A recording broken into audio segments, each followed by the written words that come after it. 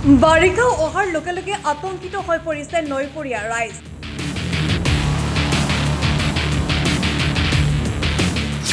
তথ্যমতে দেশৰ গৰাখহনীয়া হোৱাৰ ৰাজ্যৰ শীৰ্ষত আছে অসম।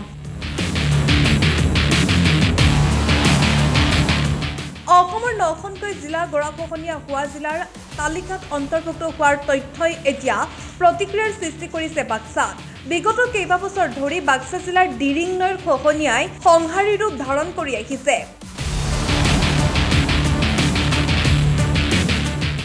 ডিৰিং নৈৰ খহনীয়াত নৈপৰীয়াৰ বহু লোকে হাজাৰ হাজাৰ বিঘা কৃষিভূমি হেৰুওৱাৰ লগতে নিজৰ ভেটি মাটিও হেৰুওৱা পৰিলক্ষিত হৈছে।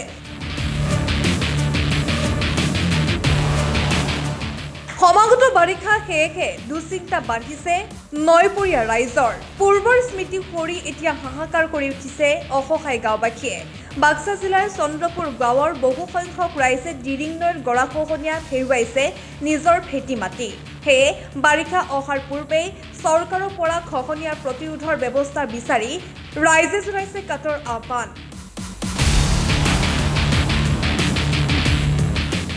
নিৰ্বাচনৰ সময়ত ৰাইজক দিয়া প্ৰতিশ্ৰুতি ৰক্ষা নকৰে স্থানীয় জনপ্ৰতিনিধিয়ে।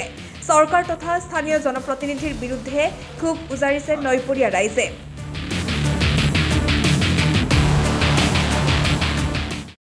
মোৰ যোগেন নাথ। গৰাখহনীয়া হৈ আছে, বিশেষ ব্যৱস্থা লোৱা দেখা পোৱা যায়, কি ক'ব? মই কি ক'ম মানে চৰকাৰক আহ্বান কৰিছোঁ যে তেখেতে শুন চৰকাৰ যিটো আমাৰ হেমন্ত বিশ্ব ছাৰ তেখেতে আহি বা হেৰি কৰি আমাক সহায় কৰিব লাগে। কাৰণ কিয় আমি নিৰীহ প্ৰাণী, এই নদীৰ বুকুৰতে ঘৰ বান্ধি আছোঁ। বাৰে বাৰে ঘৰ আমি ভাঙি লৈ যায় আৰু বাৰে বাৰে ঘৰ বান্ধো, এনেকৈ ৰৈ আছোঁ। সেইখিনি আমাৰ সম্পত্তি আছিল, সেইখিনি সম্পত্তি গোটেই জাগিছে। এতিয়া বৰ্তমান আমি কাৰোবাই কামলা কৰিও খায়, কাৰোবাই শিল তুলি খায়, কাৰোবাই ধৰ কিবা ব্যৱসায় কৰি খায়, যাই যেনেকৈ বেছি সেনেকৈ খায়। কিমান মাটি হেৰুৱালে আপোনালোকে? আমি টোটেলি মাটি 500 বিঘামান হাৰাইছোঁ। আৰু আপোনাৰ মোৰ মাটি 7 বিঘামান দিছে। খেতিৰ মাটি আছিল সেইখিনি। ধানো দিছিলোঁ, তিলো দিছিলোঁ। বাৰিষা আহি আছে, বাৰিষাটো আৰু মানে থাকবাৰে জেগা নহয়, ভয় লাগে। অৰ্থাৎ এই গৰাখহনীয়াত যদি কিবা কৰি এটা চলি ওলাই পৰে বা ডাঙৰ এটা ওলাই পৰে, সি উঠি আৰু তাৰমানে ঘৰত যাব নোৱাৰে, সি ভাইয়ে যাব লাগিব। সেনেকৈ কেনেন তা মৰিল হিচাপ নাই। এতিয়ালৈ ব্যৱস্থা একো লোৱা নাই, একো ব্যৱস্থা লোৱা নাই। মন্ত্ৰী বিধায়ক আহে নিৰ্বাচনৰ আগত? মন্ত্ৰী আমাৰ যিখিনি আমাৰ ইয়াতে ভোটৰ হেৰি ডাঙৰ মানুহ আছে তেখেত মানে আহে, ভোটটো মোক দিব, তাৰপিছত আপোনালোকক তাৰমানে আমি হেৰি কৰি দিম, নদীটো ঘূৰাই দিম, আপোনালোকে চিন্তা নকৰিব। আহি চাই চিন্তি গেল, তাৰ পৰা একো নাই। আৰু ভোট যোৱাৰ পিছত মানুহো নাই, খবৰো নাই। কিমান মাটি হেৰুৱালে? আমাৰ 16 বিঘা মান হেৰাইছোঁ নিজা হ'ল। গৰাখহনীয়া প্ৰতি বছৰে হৈ আছে, প্ৰত্যেক বছৰে হয়। বাৰিষা গোটাই থাকবা মানে ভয় লাগে, ল'ৰা ছোৱালীৰ কাৰণে ভয়। খেতি মাটি নাই, একো কৰিব নোৱাৰোঁ।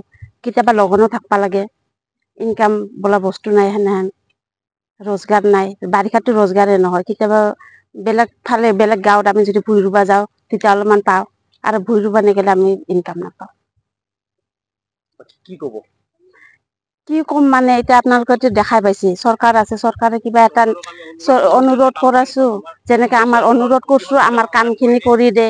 আমাৰ যেনিবা সৰু চন্দ্ৰপুৰ গাঁওখিনি আমাক ৰক্ষা কৰে। বিভাগীয় কৰ্তৃপক্ষই এতিয়ালৈ একো মানে দায়িত্ব লোৱা নাই। অলপ আপোনালোকৰ ইয়াত যদি জিঅ' বেগ বা বান দিয়ে, একো দিয়া নাই। আৰু অলপ দিন পাছত ঘনশ্যাম ছাৰে আহিছিল, প্ৰত্যেক বছৰে আহে, কিবা এটা কৈ যায়, কিন্তু আজিলৈকে কোনো একো সুবিধা দিয়া নাই। মোৰ নাম শ্ৰী ঘনশ্যাম নাথ। গৰাখহনীয়া হৈ আছে, গৰাখহনীয়া প্ৰতি বছৰে হৈ আছে। আজি বহুত বছৰ হ'ল, আমি সৰুৰ পৰা গম পাওঁ। এই যে নদীটো আগতে বহুত দূৰত আছিল, আমি মনি নপত আছিল, কিন্তু আহি এতিয়া ঘৰৰ কাষ পাইছে। কি নদী? এইটো ডিৰিং নদী বুলি কয়, মৰা বগল দিয়া। এনে ৰাইজৰ কিমান মাটি হেৰুৱালে আপোনালোকে? মাটিটো বহুত, এনে সেনেকে হিচাপ নহবই। আচলতে ইফালে উত্তৰ চাইডে এখন ডাঙৰ পথাৰ আছিল, একদম চিনাদি চুপাৰ পৰা আমাৰ এই চন্দ্ৰপুৰলৈকে এইখন ধুনীয়া খেতি পথাৰ আছিল।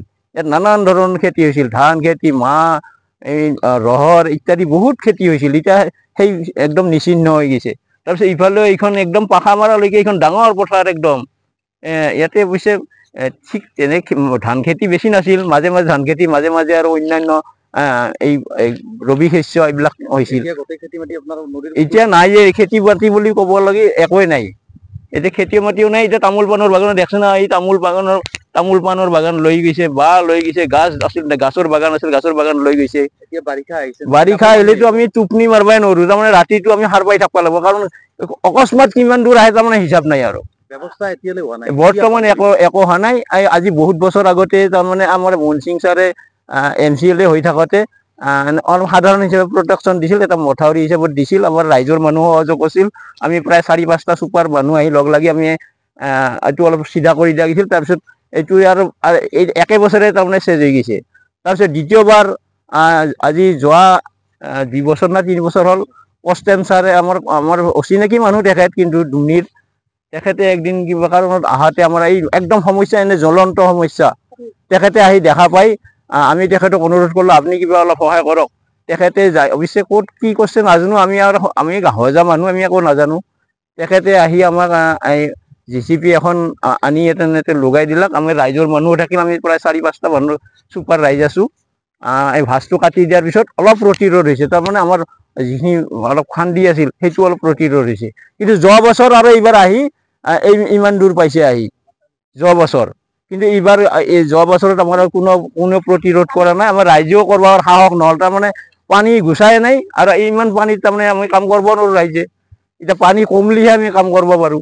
চৰকাৰক কি আহ্বান কৰোঁ? চৰকাৰক মই অনুৰোধ কৰোঁ, তেওঁলোকে আমাৰ এই গৰীব ৰাইজৰ কিবা মৰম বুজি অতি শীঘ্ৰে ইয়াৰ যাতে প্ৰতিৰোধ ব্যৱস্থাটো লয়, মই এই অনুৰোধ।